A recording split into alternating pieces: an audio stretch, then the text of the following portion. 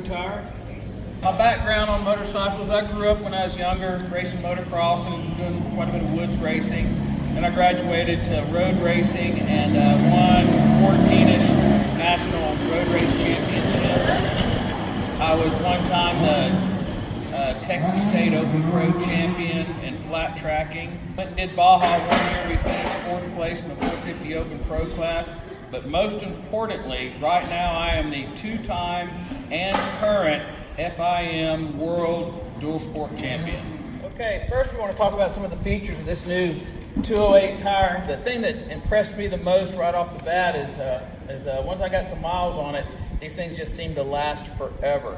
They've got a dual compound technology here where the center of it is a harder compound than the edges. So when you're riding on the highway, things like that, you're going to get a lot less wear in the middle of the tire. But when you need to lean over and get traction when you're off-roading, you've got the softer compound on the edges. If you can come around here and look at this tire, it's got about a dozen or so rides in the woods on it, and then it's been to Colorado and got over 200 miles in Colorado, with about 20 of those miles being on the highway. The rest of it was off-road and rocks, and I was really impressed with just the longevity of it. As you can see, it doesn't need to be replaced, and we've already done quite a bit of riding on it. The other big deal that was totally new to me was the radial construction with it, which I was pretty skeptical at first. Before I mounted it to a bike, I pushed on it, and it's a really stiff tire.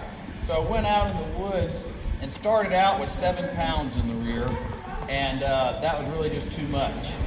Then I went down to 5, and couldn't really tell a lot of difference. From there, I just started running 0. And this is in the woods where it's really sandy, minimal roots, just really soft terrain. This tire really works good at 0 PSI. I never would have expected that. But then going back to the dual sport part of it, if you're out somewhere and you get a flat, you don't have to change a tire on the side of the trail. It'll get you back to wherever you need to be. Whenever I was in Colorado riding with all the rocks, I was a lot more nervous about getting pinched tubes or something like that. So I did run some air pressure in them. Usually stayed right around 10 or 12 pounds. And in hindsight, I probably could have got away with less, but that seemed to work fine. I went the whole trip with no flat tires or pinched tubes. Front, I have never run at 0, only because I got it right before I went to Colorado.